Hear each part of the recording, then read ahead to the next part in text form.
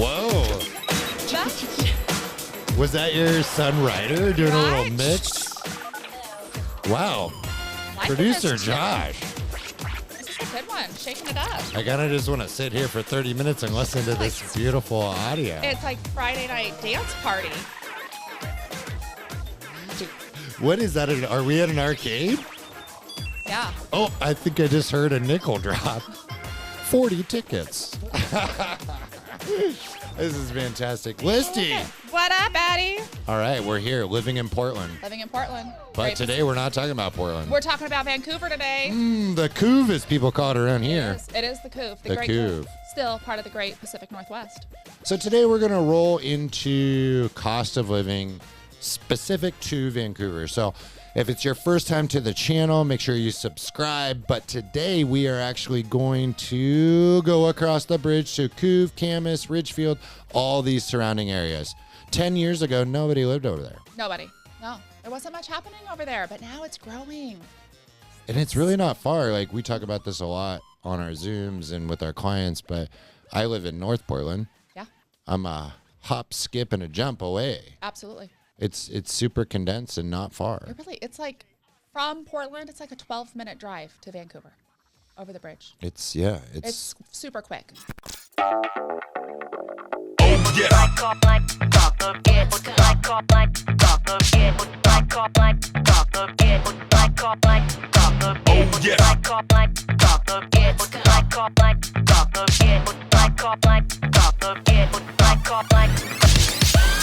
So before we go into the cost stuff, because I do want to say, the kicker with Vancouver, if you're going to consider working on the Portland side and executing some of the lower costs of living, little teaser there, you do need to take into account traffic. Because right now is not a fair comparison because of the pandemic, right? Pandemic, yeah. Everybody's working from home, which is fantastic if you are living in Vancouver, but yet you're supposed to be, living in Vancouver, working in Portland. Yep. You're not having to cross that bridge. You're not having to cross. No. But non-pandemic, it kind of... Yeah, you got to watch out. There's two hard. main bridges, I-5, 205. I prefer the 205. If I were living in Vancouver and working in Portland, I'd take the 205 because traffic on the I-5...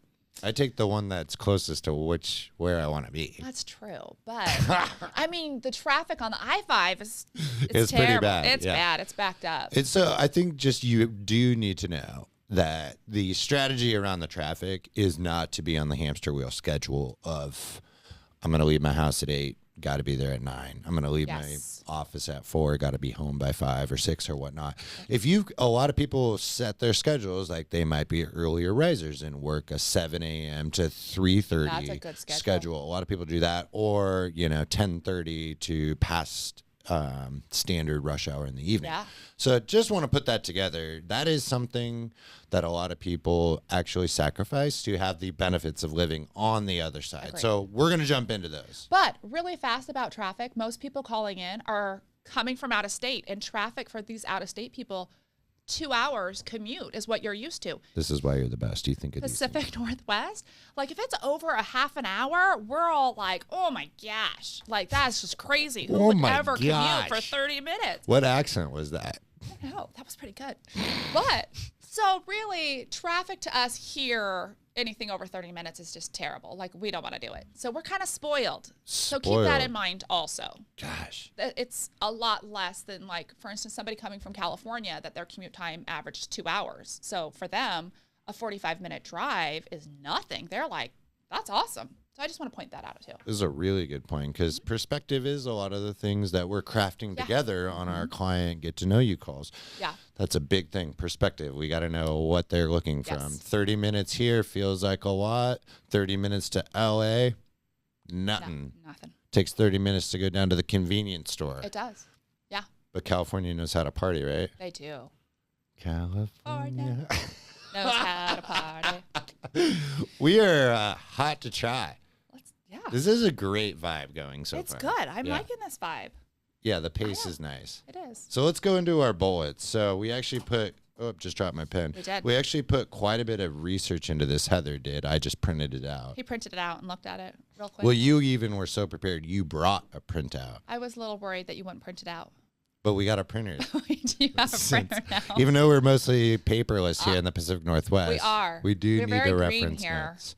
So let's go. The first one is taxes. Taxes are huge, especially when it comes to the cost of living in Vancouver. It makes a big difference. It's big. Let's dial right into that. Couple different buckets in the tax. Yep. Number one, sales tax. Sales tax. That's low-hanging fruit. So let's just pick that off the tree really quick. Yep. So there is sales tax in Washington, but there is no sales tax in Oregon. Huge. And they're sandwiched together. So Yeah. everybody just buys their stuff in Oregon. Like This is all real those time. big box stores, your Home Depots, your Costco runs, your Target runs, just cross that bridge and buy in Oregon with no sales tax. Every time I go to like Home Depot, Lowe's, Costco, anything up in North Portland, parking lot's about 80% full of license plates from Washington. Exactly. On the Yeah. Oregon side. So they're saving. And I think that's the sales tax up there. Do we have that? 8.4%. Whoa. Yeah. Yeah. But there's a Game reason changer. why the sales tax is a little higher up there. Oh, really? Yes. Because? Because there is no income tax. Whoa.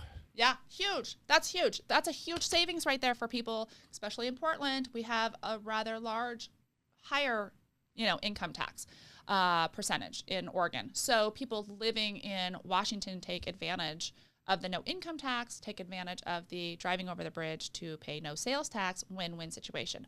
But with that no income tax, the sales percentage, for tax is a little higher because they have to make up the difference somewhere to help, pay for things. Yeah, and just to give a little perspective, and I do need to note compliantly that I'm not a tax accountant. I'm a licensed mortgage advisor, so I help tons of people from across the United States move here and secure their home loan financing.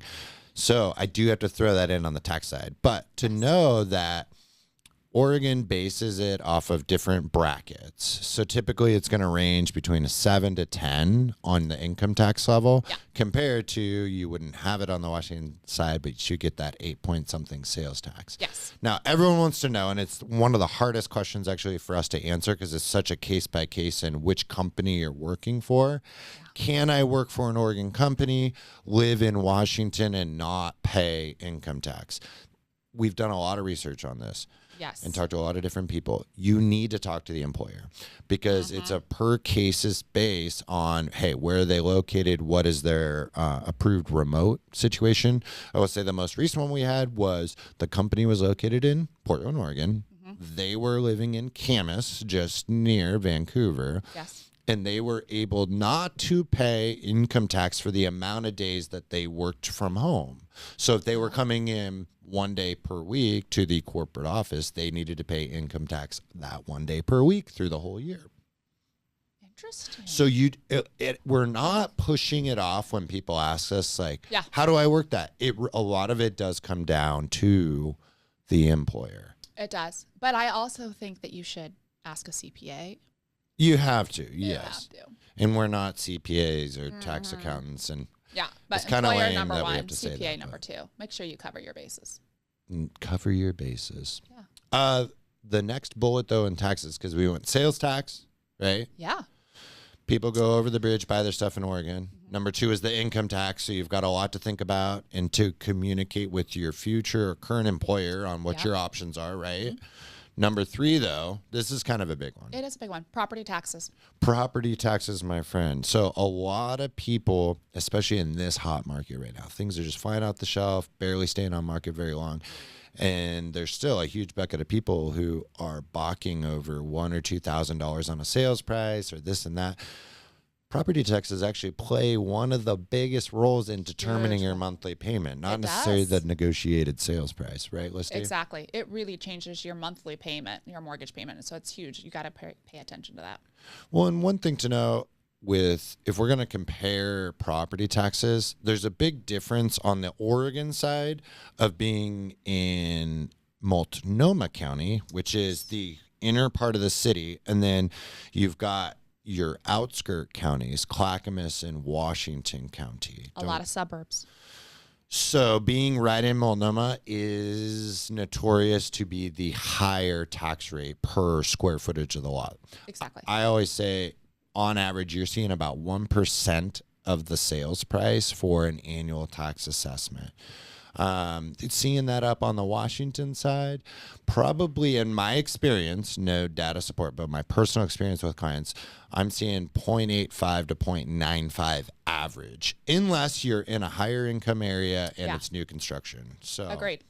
Yeah. Like Camas, Washougal, which is a very up and coming area. It's the hot Very spot just on highly the sought outside. after. Yep. Like we're seeing those property taxes exceed 1%. So the gap is closing. Yeah, it is. But you got to pay attention to it. You do. And that's one thing that I love about the system that we've built out at Living in Portland, specific to what you and I do, helping these clients. Because you're out there, boots on the ground, right? But what are you doing? You're texting me. I'm texting you. I'm calling you.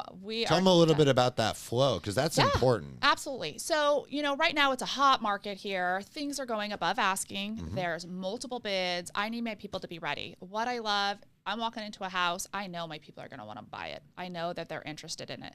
But how much can they go above asking? What is it going to take to get this offer accepted? I'm texting Addie, hey, look at this house, take a look at the taxes, HOAs, insurance. Can I get an estimate? Let's say the house is priced at $450, but I think it's going to probably go more towards like $475, maybe $490. Addie's making a spreadsheet for me. He is dialing it in. So when I'm right there in the house with the people, while they're falling in love with the house, I'm like, hey, we just got a spreadsheet from Addie. Look at these numbers, you guys. If we offer this, we know exactly we're dialed into what they're comfortable with as far as a payment, because you've dialed it in. Yeah, and I would just say it's a foundational piece to what we do. It's huge. We take it very serious when someone wants to put in an offer. We're not just throwing a dart at the wall blindfolded. We want to certify those taxes. Work with the title company prior to putting the offer, make sure those taxes are accurate. Property searches and engines do their best, but they aren't accurate. And it could make the difference of something that you want to move forward on, or even could get approved for. I don't know if I should say this, but people looking at Zillow. I love Zillow, but the A in Zillow stands for accuracy, especially when it comes to taxes. So think about that one. A in Zillow, which there's no A in Zillow. Got it. So think about that when you're looking at Zillow and taxes. But I think it's important. I mean, there have been times I've been in houses and you've sent over a spreadsheet because you've certified the taxes and we know what they are. And that payment's been raised by $400 a month. Massive. And they're like, oh, that changes my payment. They could not write an offer because the taxes were so much higher. We had to not make an offer because it was going to change their payment $400 or $500 more a month. Well, and I've also seen certain engines like Redfin and Zillow where those calculators aren't accurate. And actually the structuring of the way I've put together the loan program is cheaper. Yeah. Where they don't have the right interest rate in there. Say you're doing less than 20% down, which is super common. You're carrying that monthly mortgage insurance. I've actually been able and ran quotes at much cheaper premiums than what those default calculators are. Yeah. So give about a 30% window of accuracy on any online calculator, by the way, because there's an indefinite amount of variables. So anyways, I think property taxes, that was really good. Accuracy being on top of it. I would, you're going to laugh at me because I'm going to do call to action. I would love the opportunity to show you guys looking to move to the Vancouver area or Portland area to talk with Addie on a Zoom call. If you're thinking about moving, give us a call so we can show you these spreadsheets and kind of give you an idea of what we're talking about so you can see it for yourself. Oh, most definitely. Yeah. And we're going to go in, I think with those calls, they're very intro and get to know you, right? Absolutely. So when we have someone like, hey, we're looking at Camas or Vancouver, we're really talking about your family. Do you have kids and schools? What is the next 5 to 10 year plan is? It's not a sales thing. It's a get to know you because your boots on the ground. We're both from here. We have to put our brains into your situation. And a lot of times you might get hooked up with a real estate team and lending team, and they just want to get you a house. I want to make sure, and you want to make sure we get you the right house, the right neighborhood. We're going to take your time to get to know you exactly. Like, what are your future plans? What is this home? Is this a short-term home? Is this a long-term home? Do we have kids, like you said? So it's really important. So those intro calls, you guys, is really just getting to know you, how we can help you and your family best. Yeah, and I'd say before the plane lands here, I do want to make sure we talk about Ridgefield. Yes. Throw that in there because Ridgefield, where is Ridgefield? We've had a lot of this on a huge uptick. Like It is. everyone says Vancouver, right? You're Googling or typing in YouTube Vancouver, but really that expands eastbound to Camusa and Washougal, but also north now to a new up and coming area. Yeah, Ridgefield is huge. So yeah, it's north of Vancouver, up the I-5. It's fantastic. It's an old farming town. Parts of it are just so rich with history, and it's really fun when you go through and you literally see these old dairy farms and barns and stuff. But there's a huge community being built right now. So much new construction development going in with a huge town center. Yep. The really cool part about it is they are building this trail system through all of these new communities, like biking paths, running trails from each one of the communities, connecting it down into that new town center that has, grocery, shopping, live entertainment, farmers markets, tap houses, because we love our breweries here. Yep. So, yeah, it's a really fun up-and-coming community, and the cost of living is less expensive in Ridgefield right now compared to Vancouver. You're finding some homes at a lower price point, which is kind of nice. 100%. And it kind of reminds me of how kind of like Wilsonville was developing about 15, 20 years ago, which is now just south of Portland, 20, 25 minutes.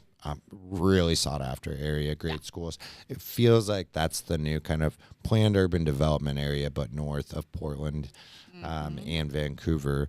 Lastly, one little side note. So one of my neighbors, he's actually my main neighbor because we live on a split lot. Is new build. You knew that, but you're acting surprised. I appreciate that. I didn't know that it was a split lot. Yeah, and that's why every time we talk to people and you're like, new construction has really small backyards, and in my head I'm like, we've done a really nice job with our small backyard list. You're like, I like it. You're like, I'm not spending my entire weekend doing yard work like you. That's all you do. We're not. No. I even went and AstroTurf grass. Where'd you go? It's worth It's it. becoming more popular. And the technology's come a long ways on it. I don't know why I haven't been invited over by you and your wife for a drink in the backyard. You have been invited, but I still haven't been to the backyard yet. That's true. I mean, I saw pictures of the fencing and the lighting, and you've done an amazing job, but I haven't seen it in person. We're getting super off topic there. I can't even remember what I was going to say prior. Your split lot with your neighbor, your close neighbor. Your good. Oh, yes. So he is one of the hire managers for an HVAC company. Okay. So his company installs all your air conditioning units that sit outside, those ugly things we all just try to hide.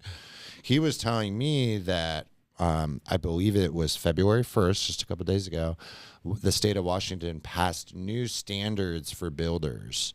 So there's like a higher level of minimum property standards for mainly energy efficient levels. Okay. Long story short, it's becoming more expensive for builders to build. So I would anticipate a slight uptick on the baseline sales price for new builds. I want people to really understand when they're looking at new construction. A lot of people like new construction. It's shiny, it's new. It's like a new car. It smells good. That's the base price you guys are seeing. That includes no upgrades. And when I say upgrades, that means it's got laminate, countertops. It's got carpet throughout the house. If you want quartz or granite countertops, that's an upgrade. If you want laminate flooring, that's, laminate flooring. Yeah, they do that. You want an upgrade. The biggest thing, those new construction homes don't come with blinds. They don't come with washer dryers or refrigerators. So they're, on average, most people are spending about $25,000 in upgrades to that base price. So don't be fooled. Don't be fooled when you see I can get a brand new construction home for $450 or $425. You're at least adding another $25 on top of that. It's like when you see the ads for the luxury cars. Yeah. And it's like, oh, you wanted a door handle? That's another 10 grand. You know? Exactly. You get the base model is what you're seeing as that sales price, and then it's all a cart, correct? Yeah. Man, I really hope that we dialed it in there on that cost of living. Just to recap, though, you hit it in. Sales tax on the Washington side, not on the Oregon. Most people come over and buy all their groceries and their big items. A lot of people, too, do have their Amazon stuff delivered to their Oregon office or friend, so they don't have to pay that tax. Yes. Really hope we don't get a letter saying that we're wrongfully encouraging people to work the system. We're not encouraging you. we're just stating what people are doing. We're reporting it. Yeah, we're seeing. You know. So that's the sales tax, the income tax, the property tax. Absolutely. That's really the cost of living. That is the cost of living. Now, do we want to discuss at all what we're seeing as far as house prices go in the state, in Vancouver? Yes. A little bit. Let's real quick. Real quick, I do want to let people know housing, we're in a low market for inventory here. It's increased prices just this year alone, 10% in Vancouver. They've gone up. That is factual. Yeah. And I would say it used to be the saying cheaper, and I'm not seeing it anymore. No, I'm not seeing it either. I think there's a little more inventory.